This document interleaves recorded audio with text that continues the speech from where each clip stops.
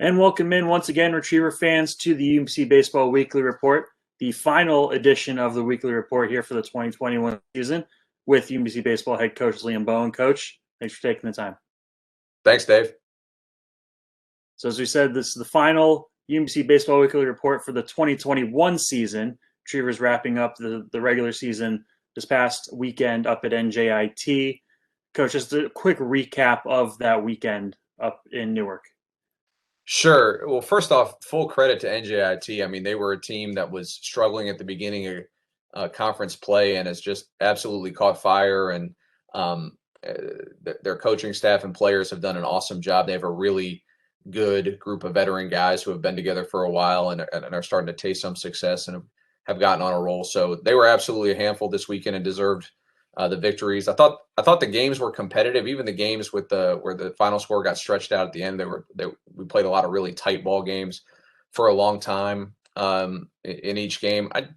I just think it was kind of a microcosm of how we finished. You know, I thought we played pretty good baseball the first couple months of the season, and eventually I think youth and particularly injuries, but also some things we flat out need to do better and things we need to learn from and grow in. They all started to crop up to the point where we just weren't as competitive, as we wanted to be. Didn't win as many games as obviously we wanted to. So, yeah, and within that, like I said, again, a microcosm. Like there's some good performances by some young players, some new players, kind of sprinkled throughout the weekend. And I was really proud of how the guys finished from an energy and effort standpoint. I mean, we were shorthanded. And we understood that, and we didn't, from a playoff standpoint, have anything to play for, so to speak. But they really bought into the idea that we always have something to play for. You know, we always have ourselves and our families and the program and the university to represent, and it's always our responsibility to play the right way. And I thought we did that. We just, didn't have what it took to win this past weekend against a team that deserves a ton of credit.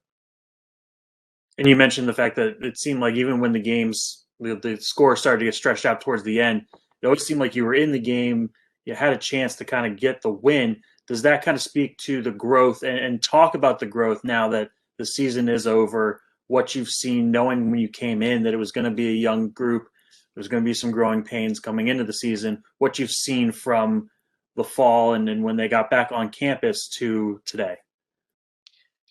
Yeah, I think there are definitely signs to be genuinely encouraged. I think if you look at and you kind of isolate the players that were new to America East baseball, particularly the guys that were new to the program this year, I thought we matched up to the rest of the league.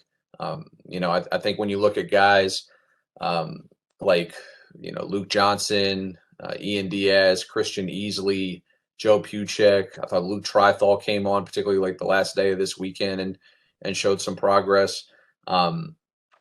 Owen Hamilton had after a tough first half or so of the season, jumped in our bullpen and gave us a couple good outings. Like guys are clearly getting adjusted to this level, and that recruiting class is clearly going to give us quite a bit going forward. Drew Roberts, can't believe I missed him. He's had a spectacular freshman year. When you look across the entirety of the season, I think continuing to stack recruiting classes like that on top of each other, eventually that's going to pay dividends. If there were a shortcut for that, we would take it. Obviously, like nobody's excited about where we finished. Nobody's excited about how we finished from a result standpoint. But I also really believe in the process, and I think we are seeing that the process is working. We're also seeing that the process is far from finished. So that's kind of how I would categorize our team, as a work in progress, where we're getting a lot of return on that investment. We're just not really ready to capitalize on it yet. But we're really looking forward to this fall and the 2022 season. You can talk about stacking those recruiting classes. We like what we got coming in. The returning players that we have like a really hardworking, engaged group that's going to continue to develop, I'm sure of it, and develop during the season, during the year, fall to spring as well. So we're excited. I tell people I wish the 2022 season, or at least fall practice for 2022, started tomorrow. I'm ready for it. I'm pretty excited about that group. And then we'll get more into the 2022 season towards the end. But for now, you mentioned Drew Roberts. He's got on the America's All Rookie team. He got honored on Wednesday with that. Christian Torr is also earning all academic honors when the yearly release of the awards came out. Just talk about Drew and Christian, just what they brought to the team this year. Drew really coming on strong, first year coming into a league that was super top heavy with a lot of veteran talent, really showing and proving his worth. I don't think it can be overstated because you bring up the right point to bring up here. That, we were there for NJIT's senior day, and first off, that's a really admirable group. I was glad we were there for senior day and we could honor those guys because they've done a great job bringing that program forward. And as the names were announced, us coaches were looking at each other like, "Good grief, these are the guys who've been kicking our tail." like these guys, these veteran guys that they have turned into really good players and a really good group that's really helped their team. And it's a double class. Obviously, it's the seniors who or the guys who would have been seniors in COVID, and then this year's seniors. And Drew Roberts, he tangled with those guys week in, week out, and took his lumps at times, like all freshmen do. But on balance, I mean, geez, like in the oldest league you'll ever play in, he was an absolutely credible and even better than that everyday regular in our conference. And from where he came from when we recruited him to where he is now, I think that's really exciting. I also think his best baseball is very much ahead of him. As he continues to get stronger, continues to get more consistent defensively, continues to refine his approach at home plate. He's an exciting guy and the kind of just person that you want to have in your program as well. A guy who takes care of himself, takes care of his academics, is a good teammate. He's got growing to do, like they all do, like we all do. But yeah, I was pleased with his freshman year for sure. And then Torres, just kind of the consummate, steady, on and off the field, guy to have in your program. Like, we'll certainly miss that level of consistency. And I like the idea that he got honored with an all academic award because he's the kind of guy, he's been an adult in that way from the day he stepped on campus. He's always taken care of that end of things and been really responsible. So that's a nice award for him to finish on. And speaking of Christian, a 5-year career, the shortened 2020 season, obviously, but he's the only retriever to ever play in 200 career games. He's top 10 in at bats, hit just shy of 300 for his career. Just a model of consistency, like you spoke about. What is he going to miss? What are you going to miss about him with this program going forward from the leadership he brought and his play on the field? Yeah, I just think, what do they say? The best ability is availability. I mean, 200 games is 200 games. Like, we've been playing baseball at this school for a long time, and only one guy's played 200 games. So to me, that's an important record.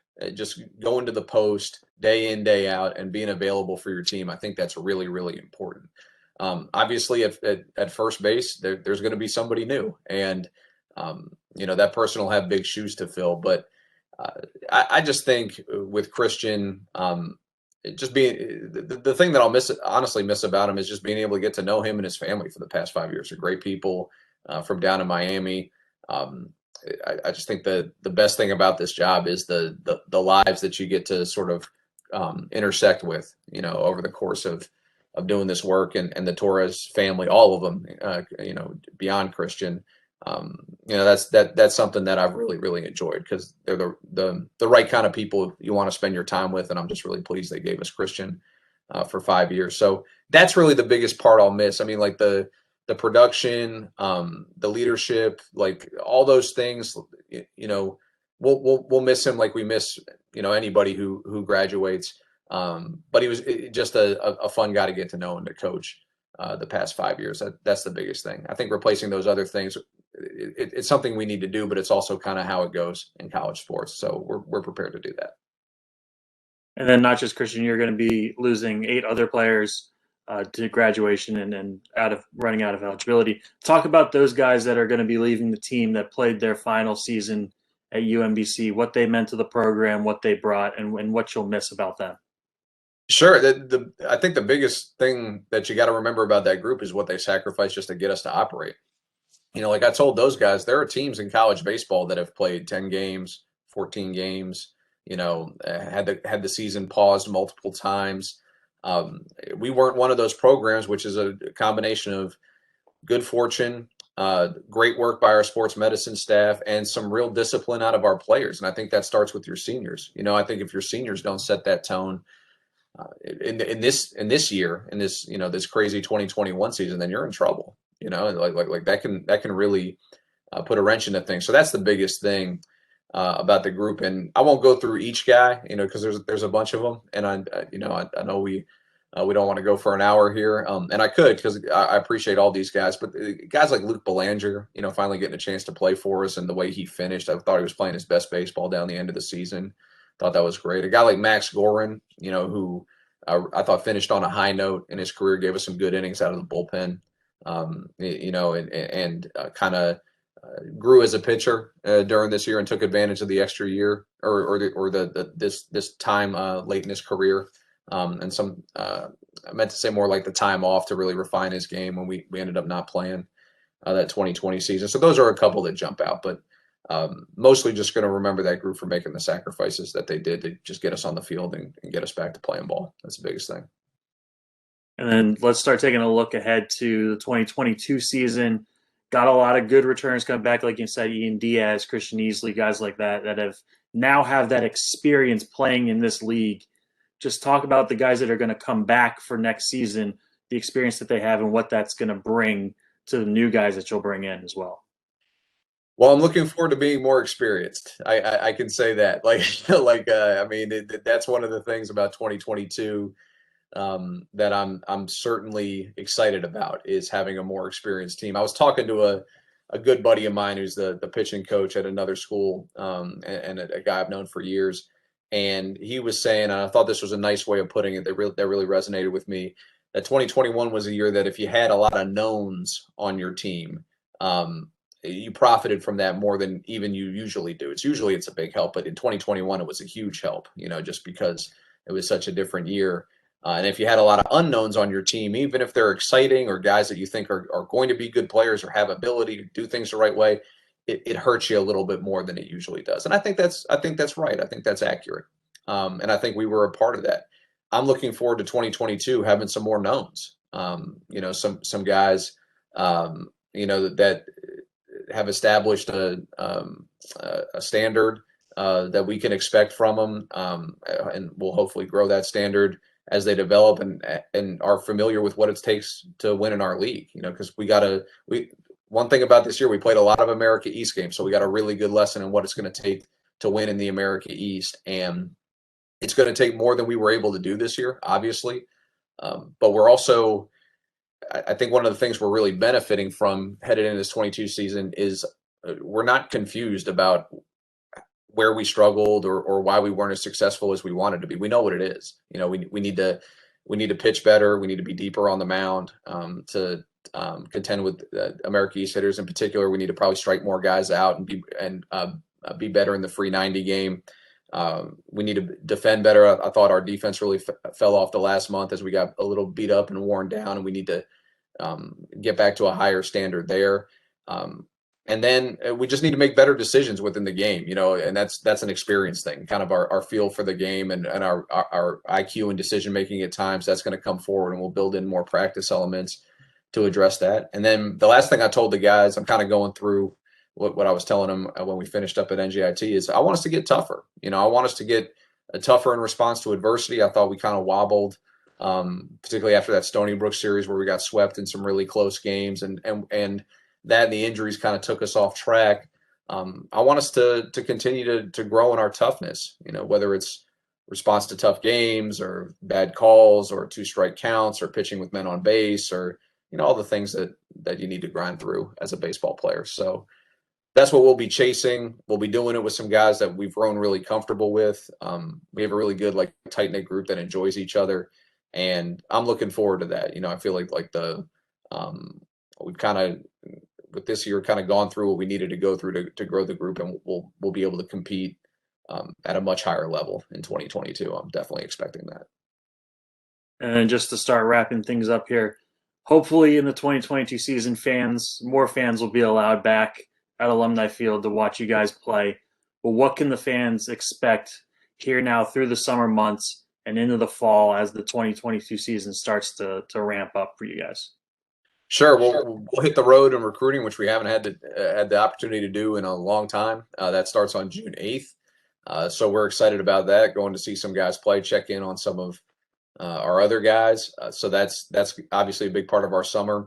And then we're gonna make sure we have an absolutely rock solid plan in place to develop the guys across the fall, particularly in the areas that I just mentioned where our team needs to grow. We're gonna enter the fall, with that absolutely locked in, and then I think we're anticipating, I should say, getting back to being able to scrimmage outside competition in the fall, which is something that we missed out on with COVID. So we're starting to set those up, as well as be able to play our Black and Gold World Series to finish out the fall. So we'll be competing a lot in the fall. We'll be competing with some exciting returning players and some really exciting new players. I think we're going to be a more talented roster, frankly, particularly on the mound. We'll be deeper there, and we're adding some guys that I'm really, really excited about and excited to work with. And that's what the next 6 months or so looks like. It looks like recruiting, planning, and developing these guys. So that's honestly, it's my favorite part of the job. The spring is great. The spring is exciting, but the cake is sort of baked at that point in some ways. You kind of it's more about letting the guys go out and play and see what they can achieve as a group. Whereas the summer, fall, and winter is where you as a coach, I think, get to have more of an impact on the team's trajectory. And, we're going to absolutely maximize that impact and make it something that's going to feed a lot of success in 2022. We're really excited about it. All great stuff. As always, Coach, appreciate the time. All right. Go Dogs. Go Dogs. So that will wrap up the 2021 edition of the UMBC Baseball Weekly Report. Take a few weeks, months off and check in with Coach every so often throughout the summer. So stay tuned for that. And then we'll ramp back up with more weekly reports as the season comes closer in the fall and winter months. You could always keep up to date with UMBC Baseball on the UMBC Retrievers website, umbcretrievers.com, and the team's Twitter page at UMBC Baseball.